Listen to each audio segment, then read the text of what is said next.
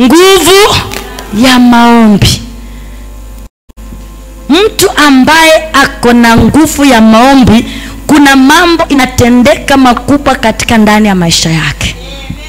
Bwana Yesu asifiwe.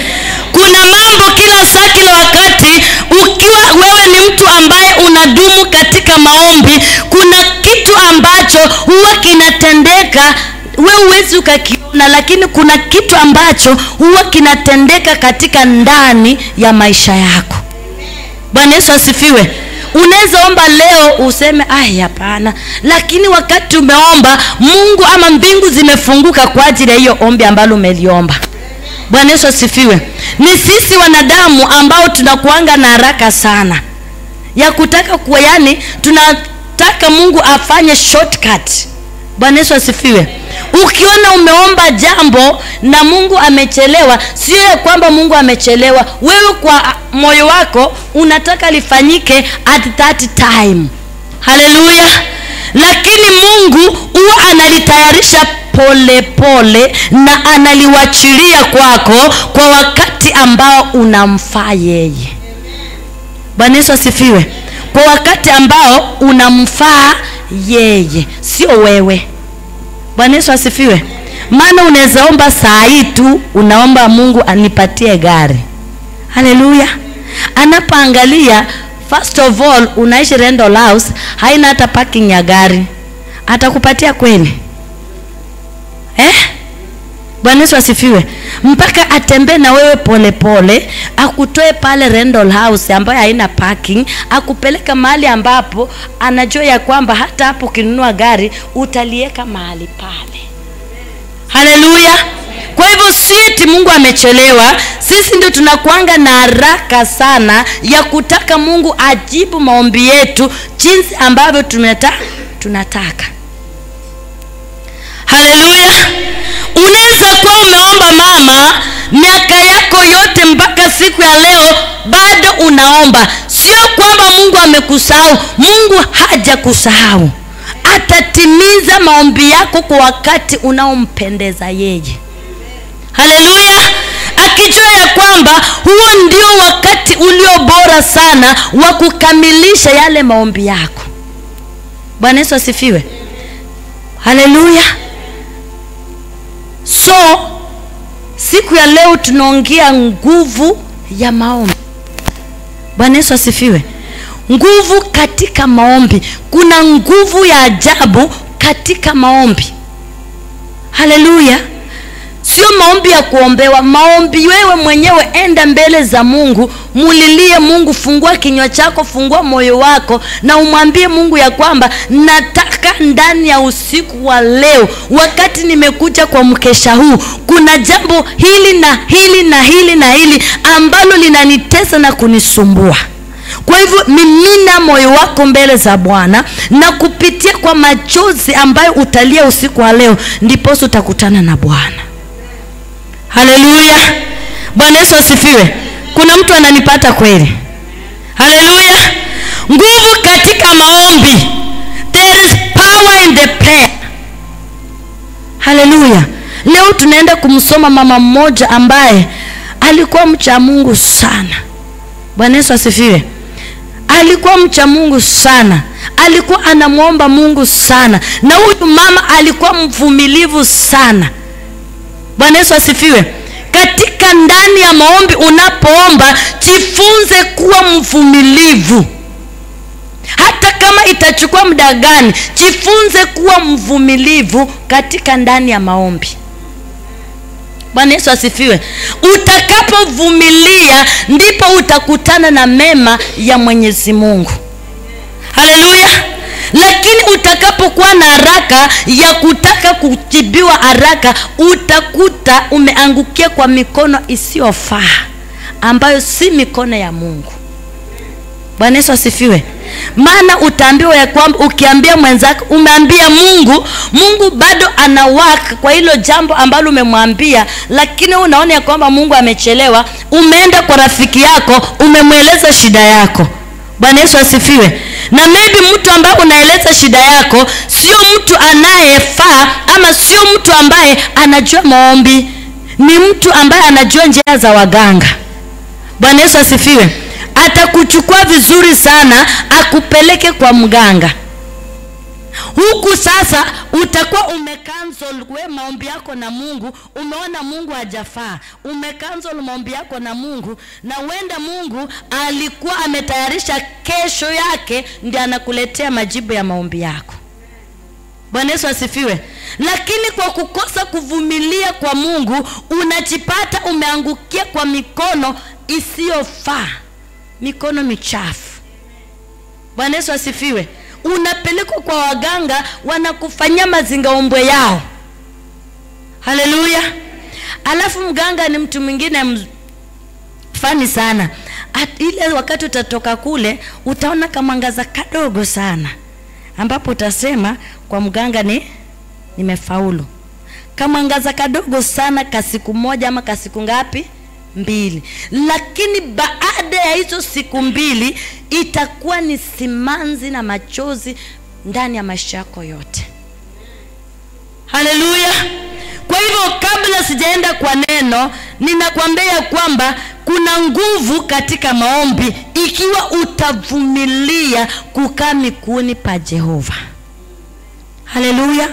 Hapo ndipo utapata uzuri wa maombi yako. Bwana Yesu asifiwe. Haleluya. Kitu kingine, jifunze kunyenyekea. Ukiwa katika ndani ya maombi, kama kuna kitu ambacho unatafuta, jifunze kunyenyekea mbele za Mwenyezi Mungu. Usikwe ni mtu wa kiburi, usikwe ni mtu wa majivuno, usikwe ni mtu wa kujigamba. Haleluya.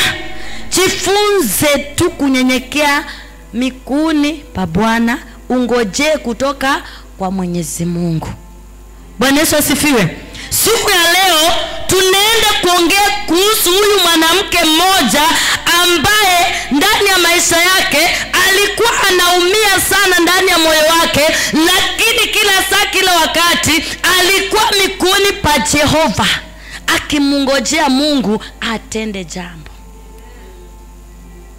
Wakristo wangapi wanavumilia siku ya leo? Bwana Yesu asifiwe.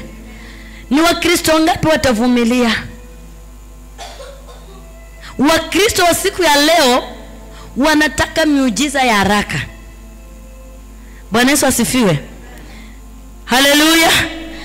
Hata sasa nikikuja mkesha nimekutana wengi, nauliza mnaenda wapi? Basi kuna mwimbaji kutoka Tanzania anakuja mahali fulani. Yaani wewe unakimbilia mwimbaji kutoka mahali fulani badala ya kukimbilia Mungu anene na wewe usiku wa leo. Bwana Yesu asifiwe. Jipigie makofi wewe ambaye umemkimbilia Mungu usiku wa leo, sio mwanadamu. Jipigie makofi, maana Mungu amekujua na anaenda kuyafuta machozi yako usiku wa leo. Haleluya. Bwana Yesu asifiwe. Kwa hivyo huyu alikuwa ni mama ambaye alikuwa anapitia changamoto nyingi sana katika ndani ya maisha yake, lakini aliamua ya kwamba hataondoka miguuni pa Bwana. Haleluya. Sio kama sisi leo utakapokwaruzwa kidogo unasema wachane na Mungu wao. Bwana Yesu asifiwe. Wewe mwenyewe umebeba Mungu wako na unajua unamwabudu Mungu gani, na unajua ni Mungu yupi aliyekuita. Haleluya. Hukuitwa na Mungu wa mama pasta. Mama pasta anang'ang'ana na safari yake, wewe ng'ang'ana na safari yako, ukitulia miguuni pa Bwana akutendee kwa wakati wake. Haleluya. Wengi tumepoteza safari ya wokovu, tumeanguka kule nje kwa sababu tunaangalia mwanadamu badala ya kuangalia msalabani. Haleluya. Bwana Yesu asifiwe. Jiulize tu siku wa leo, wakati uliokoka ulikuwa na nani? Aliyekuita kwa wokovu alikuwa nani? Haleluya. Utakapopata hilo jibu, hautaangalia mwanadamu. Hata kama ni mama yako utamwambia mama, niwache niende kumtangaza Yesu. Haleluya. Hata kama ni mtoto wako, mume wako, mke wako, utamwambia niwache niende kutangaza Yesu Kristo aliyenifia msalabani na akamaliza yote kwa ajili yangu. Haleluya.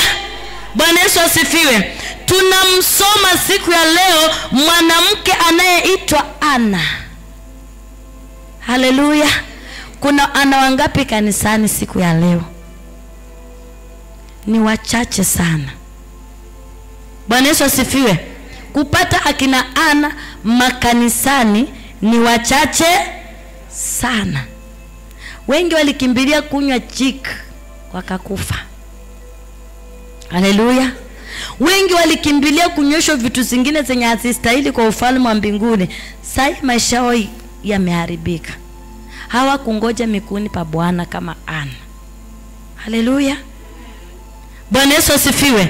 Ana ni mama ambaye alikuwa na changamoto nyingi sana katika ndani ya maisha yake. Haleluya. Uzao wa tumbo lake ulikuwa umefungwa. Haleluya. Ulikuwa umefungwa. Na Mungu alitenda hayo ili baadaye akuje ajidhihirishe ya kwamba yeye ndiyo Mungu katika maisha ya kila mwanadamu. Haleluya. Kwa hivyo uko mahali hapa mpendwa mwenzangu, kuna kitu ambacho kinaendelea katika ndani ya maisha yako. Usife moyo siku ya leo.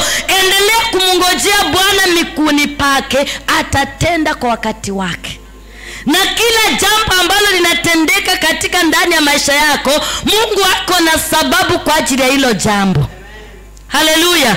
Utakapomngojea na kunyenyekea na kuvumilia, utaona matunda ya Bwana katika ndani ya maisha yako.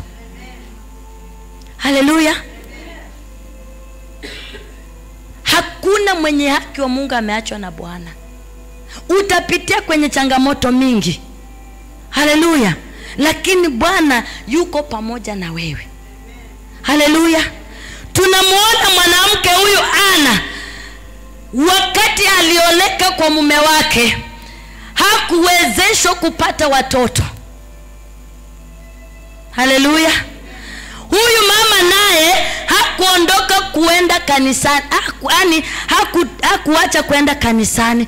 Alienda kanisani kila wakati na kila saa. Alipojua ya kwamba leo ni wakati wa ibada, yule mama alikuwa anaenda wapi? Kanisani. Wakati mwingine hata si wakati wa ibada, yeye alikuwa anajua ya kwamba kuna madhabahu ambayo inamtetea ama itamtetea. Hakuacha kwenda kuabudu kwa hiyo madhabahu. Bwana Yesu asifiwe. Yeye anakuwa anaenda na watu, alikuwa anaenda yeye binafsi na moyo wake, na uchungu ambao alikuwa ameubeba ndani ya moyo wake. Maana kuna jambo ambalo alikuwa anataka Mungu amtendee. Bwana Yesu asifiwe. Na hilo jambo lilimfanya ya kwamba hangeweza kuondoka katika mbele za Mwenyezi Mungu ama miguuni pa Mwenyezi Mungu. Alimsubiri Bwana. Miaka iliendelea, akaendelea kuzeeka, lakini yeye alisema ya kwamba kunaye Mungu juu mbinguni, na kunaye Mungu anayesikia maombi yangu na atajibu kwa wakati wake. Bwana Yesu asifiwe. Mama yangu, ndugu yangu uliye mahali hapa, kile ambacho unapitia siku ya leo, Mungu anakijua na anakitambua vizuri sana. Haleluya. Wewe endelea kukiweka mbele za Mwenyezi Mungu ukimsubiri kwa wakati wake. Usikwe na haraka, vumilia kwa Bwana. Haleluya. Ana alikuwa na mwenzake, alikuwa anaitwa Penina. Penina alikuwa amefunguliwa uzao wa tumbo lake, alikuwa anazaa. Haleluya. Lakini alikuwa anamchekelea Ana kwa sababu Ana alikuwa na upungufu fulani, na hiyo upungufu ilimfanya Penina kumdhihaki na kumcheka mwenzake. Haleluya. Ninaongea na wewe ambaye uko mahali hapa siku ya leo, ambaye kuna mapenina wengi sana ambao wako juu ya maisha yako.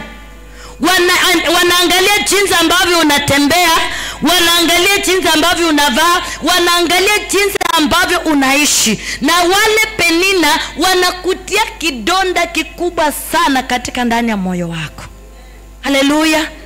hicho kidonda hautakiponyesha wewe. Mungu peke yake, kulingana na maombi ambayo utaomba usiku wa leo, ndio atakayeponya hicho kidonda. Haleluya. Kwa hivyo ninamaanisha nini? Penina watakosekana kwenye maisha yetu, wako tena wengi sana. Lakini mama yangu, ndugu yangu, usiangalie Penina anasema nini. Haleluya. Ana angeangalia Penina, hangepata muujiza wa mtoto.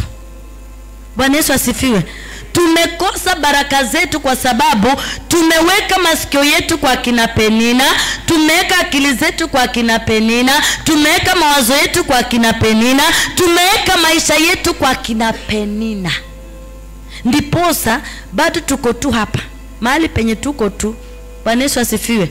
Itakuja tena Disemba, bado utakuwa mahali penye uko tu, ama utakuwa umerudi nyuma zaidi. Manake wewe hauangalii msalaba, unaangalia Penina anasema nini. Bwana Yesu asifiwe. Na utakapomwangalia Penina, hautaendelea katika ndani ya maisha yako. Bwana Yesu asifiwe. Haleluya. Twende katika Samueli wa kwanza, 1 Samuel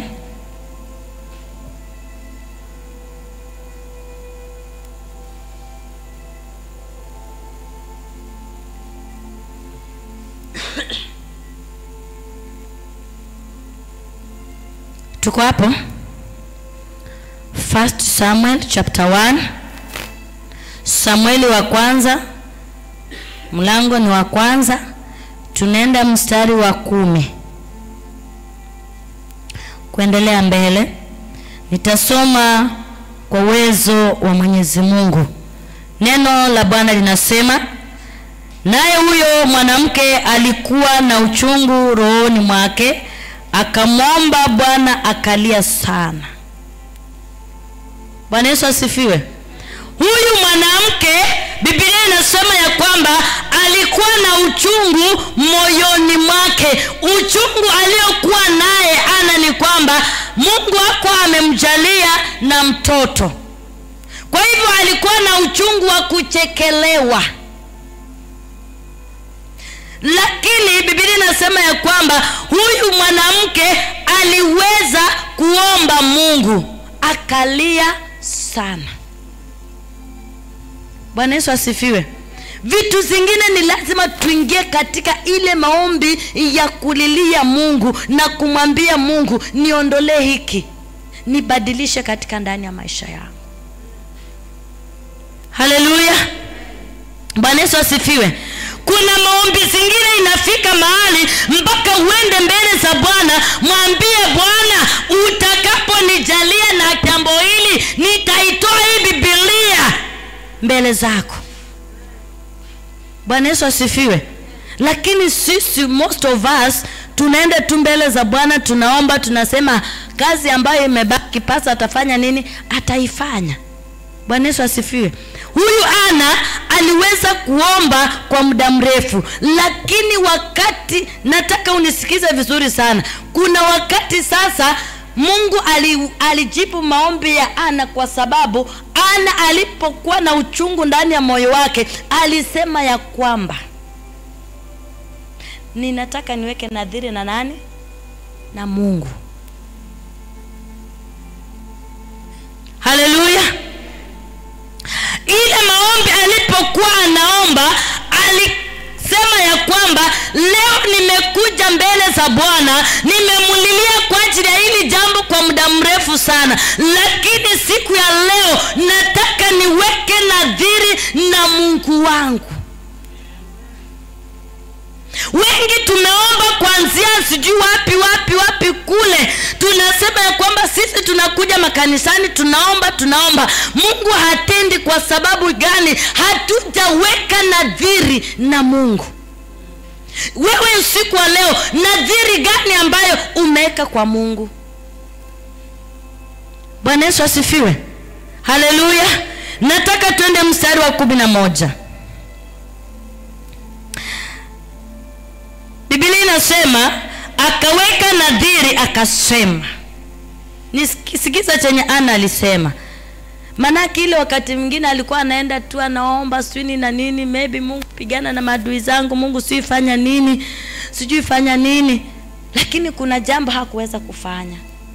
Hakukumbuka ya kwamba kuweka nadhiri na Mungu. Na angekuwa ameweka hii nadhiri na Mungu kitambo, angekuwa ashapata mtoto. Bwana Yesu asifiwe.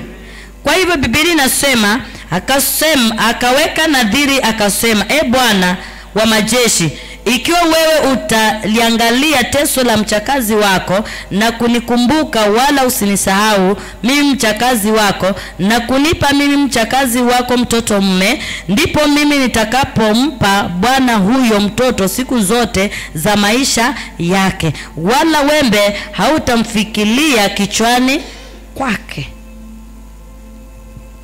Bwana Yesu asifiwe. Kuweka nadhiri kwa nani?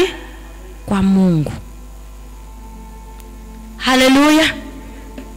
Uenda katika ndani ya maisha yako umekuwa ukimulilia Mungu sana, lakini nataka kuanzia usiku wa leo ubadilishe maombi yako. Uambie Mungu, nimeomba kwa ajili ya kupata kazi, na Mungu wangu usiku wa leo nitakapopata kazi, naweka nadhiri hii mbele zako ya kwamba sitakuwa na kuibia fungu la 10. Bwana Yesu asifiwe. Utakaponipa kazi, nitakuwa mwaminifu kwa fungu la 10. Haleluya. Ama nitakuwa nawalisha mayatima, nitafanya jambo fulani, nitanunua mabati 10 kwa nyumba yako, nitanunua spika kwa nyumba yako, nitajenga nyumba yako ya Mungu. Bwana Yesu asifiwe. Hiyo ni nadhiri ambayo umesimama nayo kwa ajili ya maombi ambayo unataka Mungu akutendee jambo fulani.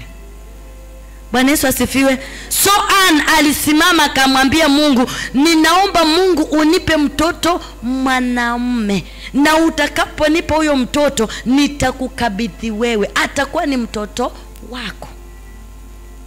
Bwana Yesu asifiwe. Hapo ndipo aibu ya Ana ilimuondoka. Bwana Yesu asifiwe. Haleluya. Ana alimuomba Mungu mpaka Eli akasema ya kwamba huyu amefanya nini? Amelewa. Lakini Ana akamwambia mtumishi ya kwamba mimi sijalewa, maana ni asubuhi na mapema sana, ambayo mimi siwezi kuwa nimelewa saa hii. So akamwambia Eli ya kwamba mimi ninamulilia Mungu jaribu kuniangalia mimi, anipatie haja ya moyo wangu. Bwana Yesu asifiwe. Naye Eli akamwambia ya kwamba nenda zako, imani yako imefanya nini?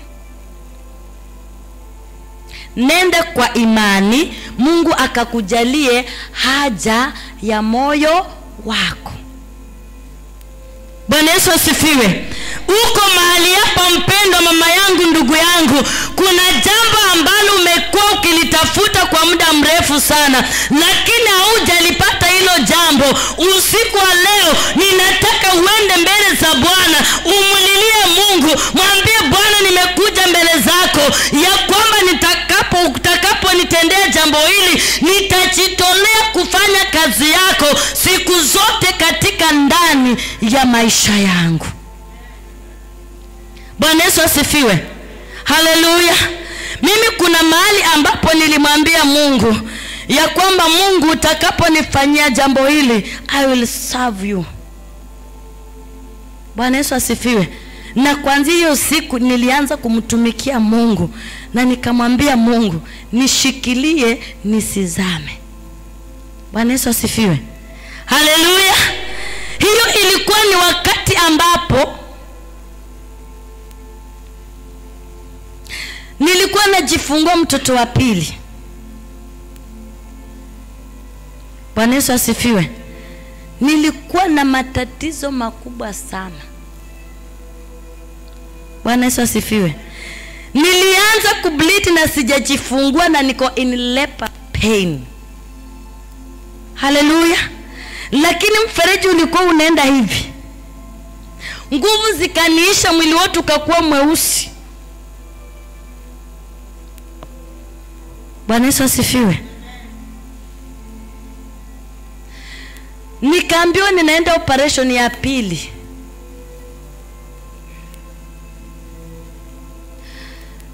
Nikamwambia Mungu usiruhusu ikatendeka. At that time tulikuwa na pastor ambaye tulikuwa tunaomba na yeye every Friday. Nikampigia simu, nikamwambia mtumishi wa Mungu, saa 12 jioni, nikamwambia mtumishi wa Mungu, iko hivi na hivi na hivi na hivi.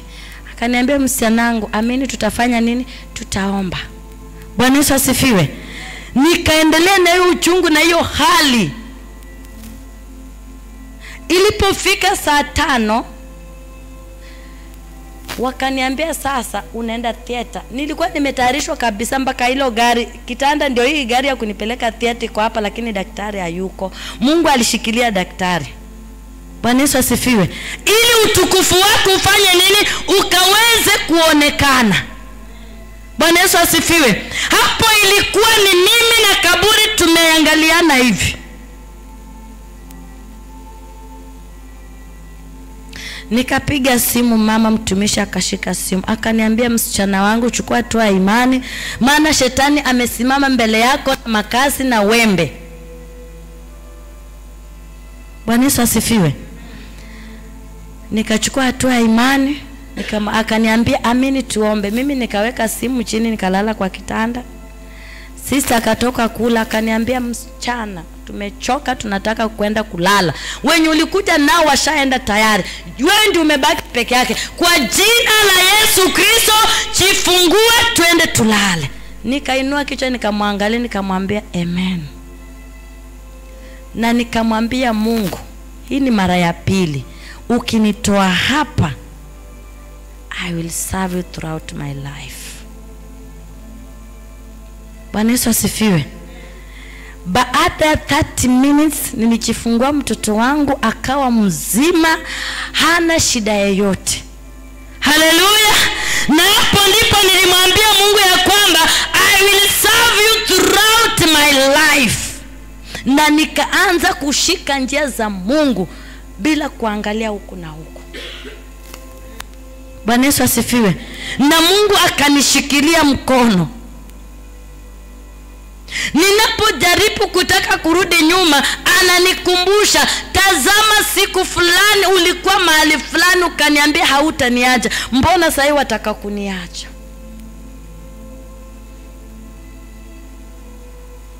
Bwana Yesu asifiwe. So weka nadhiri kwa Mungu, na Mungu kupitia kwa yale maombi ambayo umeweka nadhiri, kuna jambo Mungu anaenda kutenda. Bwana Yesu asifiwe. Kuna jambo ambalo yale yote ambayo unaona ya kwamba hayawezekani kwa mwanadamu, kupitia kwa magoti yako na kuweka nadhiri kwa Mungu, Mungu anaenda kujibu maombi yako kwa haraka sana. Bwana Yesu asifiwe. Mungu anaenda kujibu maombi yako kwa haraka sana. Anasema katika Yeremia 3:33, anasema niite, ni 33:3. Bwana Yesu asifiwe. Yeremia 33:3 anasema niite nami nitafanya nini? Nitakuitikia. Mungu hawezi kukuitikia ikiwa umekuja kanisani kulala. Hawezi kukuitikia ikiwa wewe unasindikisha wenzako kanisani. Kile ambacho kimekuleta kanisani ni maombi. Maombi kona nguvu. Maombi inafungua milango ambayo hata wazazi wako hawawezi wakaifungua, lakini kupitia kwa maombi inafungua hiyo milango. Bwana Yesu asifiwe. Milango ya mbinguni inafunguka ikiwa utamlilia Mungu, uombe, uchimimine mbele za Bwana ukiwa mtakatifu kwake. Hakika milango itafunguliwa. Haleluya. Unataka nini ndani ya maisha yako? Wacha kujisumbua na mambo ya ulimwengu. Wacha kujisumbua ukizunguka huku na huku. Jisumbuke kwa Jehova. Ako tayari kukusikiza kukuguza na kukutendea kupitia kwa maombi. Bwana Yesu asifiwe. Haleluya. Milango ya gereza ilifunguka. Manake kuna watu ambao walikuwa wamekesha kanisani. Jinsi mimi na wewe tuko mahali hapa, tunakesha hapa tukimulilia Bwana, na kule nje kuna milango ya gereza inafunguliwa kwa ajili ya mtumishi wa Bwana kuweza kuondolewa katika prison. Haleluya. Wakati unapoomba mpendwa, usikuwe na tashwishi katika ndani ya moyo wako ya kwamba nimezunguka sana, nitapata jibu lini? Amini Mungu kupitia kwa hayo maombi ya kwamba Mungu ametenda. Bwana Yesu asifiwe. Usipokuwa na tashwishi ndani ya moyo wako, Mungu anatenda. Kuna nguvu katika maombi. Haleluya. Gereza zinafunguliwa, milango ya prison inafunguliwa, na mtumishi wa Bwana anatolewa nje kwa nguvu na mamlaka ya damu ya Yesu Kristo, na kwa nguvu ya maombi, ambapo watu walikuwa wamekesha kanisani wanamulilia. Bwana Yesu asifiwe. Haleluya. Hata wewe uko mahali hapa mpendwa, wakati unapomulilia Bwana, kuna milango ya gereza inafunguliwa mahali, kuna vifungo vinakatika mahali, kuna laana zinaondolewa mahali, kuna umasikini na ufukara unaondolewa mahali. Wewe huwezi jua, lakini usiku wa leo kupitia kwa nguvu ya maombi, kila minyororo, kila laana, kila chochote ambacho kimeshikilia maisha yako kinaenda kukuachilia usiku wa leo. Haijalishi ni magonjwa iliyokuwa sugu, usiku wa leo kupitia kwa maombi kila magonjwa inaenda kuondolewa. Bwana Yesu asifiwe. Ni tatizo gani ambalo umekuja nalo mahali hapa? Haleluya. Eli hakujua Ana anaomba nini, lakini Ana alijinyenyekesha mbele za Bwana, akaachilia moyo wake, akaachilia mawazo yake, akaachilia maisha yake kwa Bwana, akamwambia Bwana, mahali ambapo nimefika ni wewe usimame, unitetee na unipiganie. Bwana Yesu asifiwe. Asifiwe Yesu. Kuna mahali inatakalo fika mama yangu katika ndani ya maisha yako, mwambie Bwana, mahali ambapo nimefika ni wewe usimame, unitetee na unipiganie. Bwana Yesu asifiwe. Ana aliweza kumulilia Bwana katika hali ya uchungu. Wewe hujapatana na shida. Bwana Yesu asifiwe. Hujapatana na shida mpendwa. Ukikutana tuna shida hivi, hautaonea haya Yesu. Haleluya. Watakusema, lakini utaendelea kumwabudu Bwana, maana wewe ndiye unayejua magano yako na Mungu, nadhiri yako na Mungu ilikuwa ni lini na wakati gani, na ni jambo gani ambalo lilisababisha ukeka nadhiri yako na Mungu. Bwana Yesu asifiwe. Haleluya. Mahali penye Mungu amekutoa mwanadamu, hata mimi siwezi nikajua Mungu amekutoa wapi, na siwezi nikajua maelewano yako na Mungu ni gani. Bwana Yesu asifiwe. Wewe endelea kumwomba Mungu, haijalishi hilo tatizo lako limechukua miaka mingapi. Wakati wa Mungu ndio bora kuliko wakati wa mwanadamu. Bwana Yesu asifiwe. Mungu anaruhusu wakati mwingine upitie kwa hiyo hali tu. Anaruhusu uchekelewe tu. Anaruhusu watu wakupake matope tu. Bwana Yesu asifiwe. Anaruhusu upitie katika ndani ya ile magonjwa. Anaruhusu wakati mwingine ili watu baadaye wakuje kuona Mungu ambaye unamwabudu ni Mungu ambaye aliye hai, ni Mungu ambaye anatenda, ni Mungu ambaye anatetea watu wake, ni Mungu ambaye nadhiri yako hawezi akaisahau. Bwana Yesu asifiwe. Haleluya. Wale ambao wanaomba, hawana maisha rahisi. Maisha yao inakuanga very tough. Maana vitu ambavyo vinakuja haraka ni vya shetani. Bwana Yesu asifiwe. Hapo ukienda hata kesho anakupatia hizo baraka. Lakini baraka za Mwenyezi Mungu zinatembea pole pole. Haleluya. Samueli alizaliwa wakati ambapo Mungu alikuwa amemwandaa huyu Samueli kwa ajili ya kumtumikia. Bwana Yesu asifiwe. Maana at that time watoto wa Eli walikuwa wako. Na huyu Samueli ndiye alikuwa msaidizi wake, akimsaidia kufanya kazi ya Bwana. Bwana Yesu asifiwe. Haleluya. Kwa hivyo mama, unaweza kuwa umeomba sana, usikate tamaa. Vumilia kwa Bwana. Vumilia mateso, vumilia kuchekelewa, vumilia magonjwa, vumilia mama yangu. Usiku wa leo kuna mtu ambaye Mungu anaenda kutoa kwa matatizo ambaye amekuwa nayo, na kupitia kwa maombi ambayo ulikuwa unaomba siku ya leo, wewe ndio ana ambaye mbingu zimefunguka kwa ajili yako. Haleluya. Ninakwambia wewe mpendo ambaye uko mahali hapa, hiyo maombi umeomba sana, sadaka umetoa sana, fungu la 10 umetoa, umesimama kufanyia Mungu kazi. Usiku wa leo ni usiku ambayo Bwana amefungua mbingu akajibu maombi ambayo umeomba kwa hiyo miaka yote. Haleluya. Bwana Yesu asifiwe. Maombi yako inajibiwa usiku wa leo. Tusimame.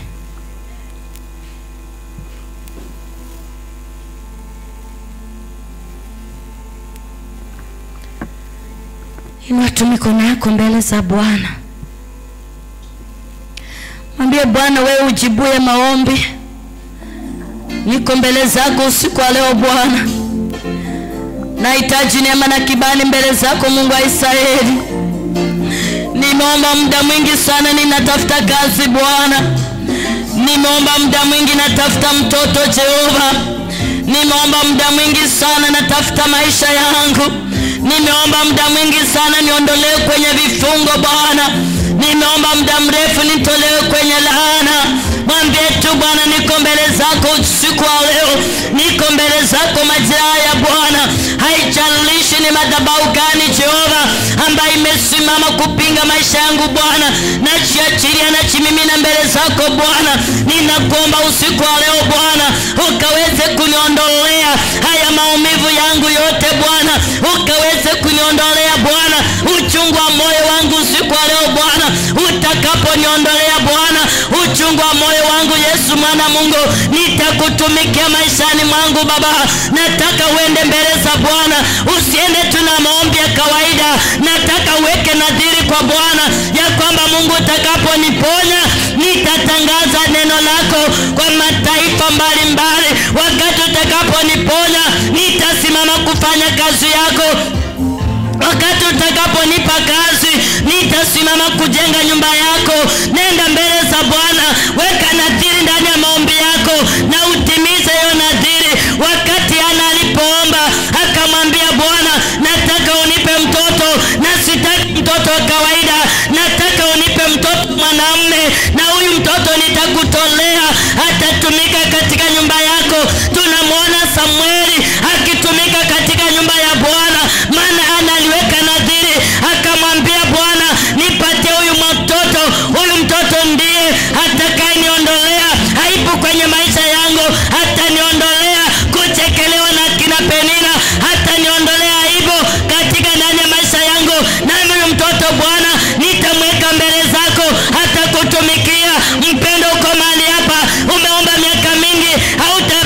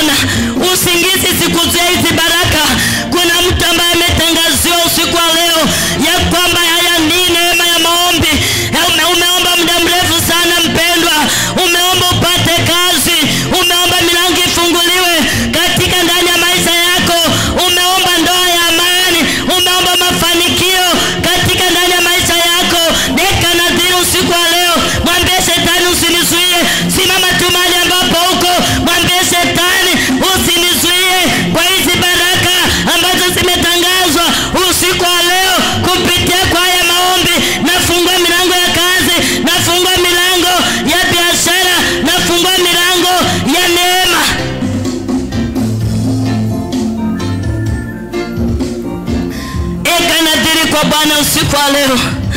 Kupitia kwa hayo maombi ambayo umeomba, weka nadhiri kwa Jehova, weka nadhiri kwa Bwana. Lilia tu Mungu usiku wa leo, mwambie utakaponifungua kutoka kwa hizi laana, nitakutumikia Mungu wangu, nitafanya kazi yako Bwana. Utakaponiondolea Bwana hii damu ya ukoo iliyo juu yangu, nitakutumikia Bwana, nitahubiri neno lako, nitafungua hata mimi watoto wako Bwana. Naomba usiku wa leo usikie kilio changu, naomba usiku wa leo usikie kilio changu. Sikia maombi yangu Bwana, ninayaleta kwako Jehova. Usiku wa leo sikia maombi yangu, sikia kilio changu. Mwambie tu Baba, sikia kilio changu usiku wa leo. Hili tatizo Baba nimetembea nalo kwa muda mrefu Bwana, ninaomba usiku wa leo ukaniondolee Bwana haya matatizo Baba, niondolee usiku wa leo. Itiki Bwana, niondolee usiku wa leo, niondolee Bwana, niondolee Jehova. Mwambie tu Baba, niondolee usiku wa leo hiyo changamoto unayopitia mpendwa. Mwambie Bwana usiku wa leo, naomba ukaniondolee, naomba uniondolee, niondolee Mesia. Mwambie tu Bwana, niondolee, niondolee Yesu wangu, niondolee Bwana uchungu wa moyo. Nimetonesha, niko na kidonda ndani ya moyo wangu, naomba uniondolee, niondolee Bwana. Nimekwaruzwa na wanadamu Baba, naomba uniondolee, naomba uniondolee, niondolee Bwana. Hii aibu ambayo imesimama mbele yangu, niondolee Bwana. Utakaponiondolea, mwambie Bwana nitakufanyia jambo fulani. Weka nadhiri kwa Bwana usiku wa leo, weka nadhiri mbele za Bwana. Mwambie Jehova, nipe kazi. Utakaponipa kazi, nitalisha utumishi wako, nitalisha nyumba yako, nitaleta mazao katika nyumba yako. Mwambie tu Jehova usiku wa leo, utakaponitendea nami Yesu wangu sitakuacha ndani ya maisha yangu.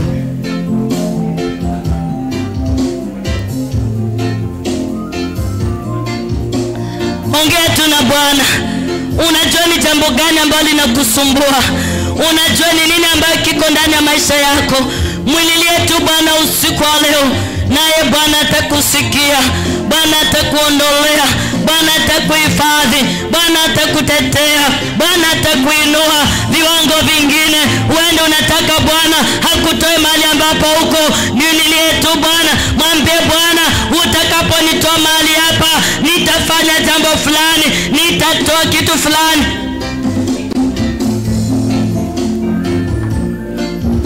Yoshua alisema, mimi na nyumba yangu nitamtumikia Bwana. Wewe ni nadhiri gani unaweka mbele za Jehova? Kupitia kwa hayo maombi usiku wa leo, milango ya gereza inafunguliwa, milango ya gereza inafunguliwa. Unatoka kwa hiyo gereza usiku wa leo, unatolewa kwa vifungo usiku wa leo, unatolewa kwa laana usiku wa leo, unatolewa mama, unatolewa ndani ya hayo magonjwa usiku wa leo, unatolewa mpendwa, unatolewa kwa jina la Yesu, unatolewa kwa hiyo mangaiko, unatolewa kwenye hiyo shida, unatolewa usiku wa leo katika jina la Yesu. Unakombolewa usiku wa leo, unakombolewa mama, unakombolewa mpendwa, unakombolewa baba yangu, unakombolewa usiku wa leo, unakombolewa na damu ya Yesu. Unaondolewa kwenye hiyo laana, unaondolewa kwenye hiyo shida, unaondolewa usiku wa leo, unaondolewa Bwana, unaondolewa, unaondolewa baba, unaondolewa mama, unaondolewa ndugu yangu kwa hiyo matatizo. Omba tu mbele za Bwana, mwambie Jehova, nachiachilia mbele zako kama ana Bwana, nataka nikuone usiku wa leo ukinitendea, nataka nikuone usiku wa leo ukiniponya Bwana, nataka nikuone usiku wa leo ukiondoa Bwana kila aibu baba iliyosimama Bwana mbele yangu Bwana, nataka nikuone ukinipigania, ukinitetea Bwana dhidi ya maadui zangu wanaowinda nafsi yangu, wanaowinda maisha yangu, wanaowinda ndoa yangu, wanaowinda Bwana wokovu wangu baba. Naomba Yesu wangu unipiganie, unitetee Bwana, nipiganie Jehova, niokoe usiku wa leo, usiniache Bwana, niko mbele zako Bwana. Wewe ndio mtetezi wangu, wewe ndio kimbilio langu, usiniache Bwana, nakulilia Jehova usiku wa leo, niondolee aibu iliyosimamishwa Bwana katika ndani ya yangu akina Penina, nenda usiku wa leo ukawazipe vinywa, waibishe Bwana maadui zangu Baba ambao wamesimama wanangojea aibu yangu, wanangojea Bwana biashara iangamie, wanangoja Bwana nifute kazi, wanangoja Bwana ndoa ivunjike. Nenda Yesu wangu unyamazishe akina Penina ambao wamekaa kando Bwana wanatazama maisha yangu. Nenda usiku wa leo ukawaibishe Bwana, nenda usiku wa leo, nenda Bwana ukaniokoe na mikono Bwana, kwa mikono ya akina Penina katika jina la Yesu. Utakaponitendea Bwana, nitakuima, nitakuabudu, nitaimba sifa zako Bwana milele hata milele katika ndani ya maisha yangu. Uimitwe Bwana, upewe sifa na utukufu wa jina lako, maana kuna mwingine kama wewe. Asante Yesu, asante Mfalme.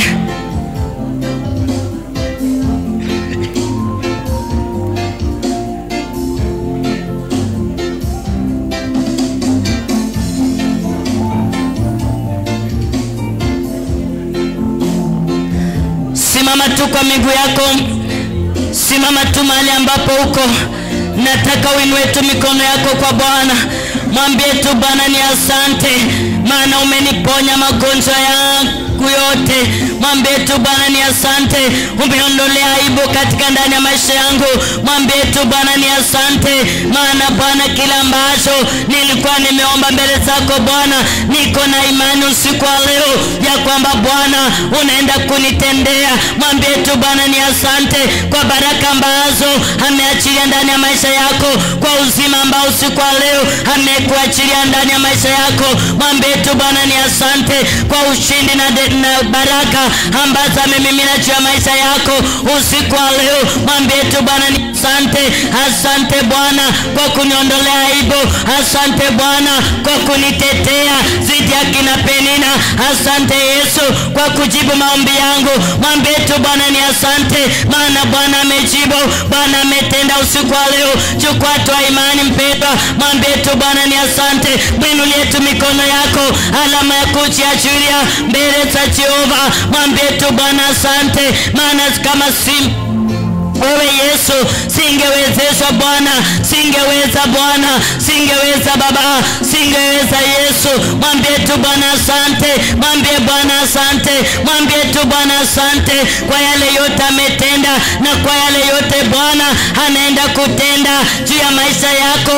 Mwambie tu Bwana asante kwa ajili ya usiku wa leo, amekupa neema na kibali, amekuwezesha mpendwa. Mwambie tu Bwana asante, maana yanaweza na anatosha. Mwambie Bwana asante kwa ajili ya hili kanisa.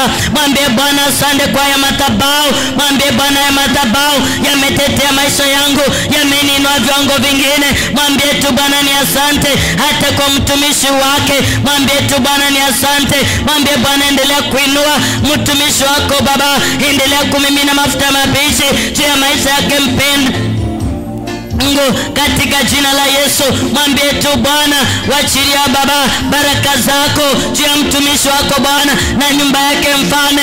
Wachilia baraka juu ya maisha yake, wachilia baraka juu ya watoto wa nyumba hii, wachilia neema na kibali Bwana juu ya watoto wa nyumba hii. Mahali popote ambapo ninatangaza usiku wa leo, kama ni wagonjwa Bwana wapate neema ya uponyaji. Ninatuma neema ya uponyaji Baba juu ya maisha yao walioshushwa imani. Ninakuomba Bwana usiku wa leo wainue katika imani, wakasimame Bwana.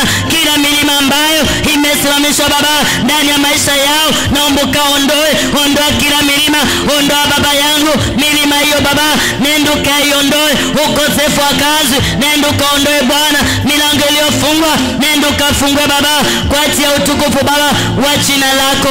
Yeyote Mungu wa Israeli aliyehitanishwa Baba kwa jina la United awe mbali na karibu, na wakabidhi Bwana mikononi mwako, na unaofunika Baba na damu yako ya Kalvari, nikinena kibali juu ya maisha kila moja, nikinena neema na kibali Bwana juu ya maisha kila moja katika jina la Yesu. Asante Mfalme, asante Bwana, pokea sifa na utukufu kwa yale yote ambayo umetenda na kwa yale yote masia ambayo unaenda kutenda Bwana juu ya maisha yetu, juu ya familia zetu, juu ya kanisa hili katika jina la Yesu. Asante kwa wema wako, asante kwa fadhili zako, jina lako litukuzwe maana wewe ni Bwana. Na ni katika jina la Yesu nimeweza kuomba na hata kuamini. Kila mmoja sema amen. Pigia tu Bwana shangwe na vigelegele.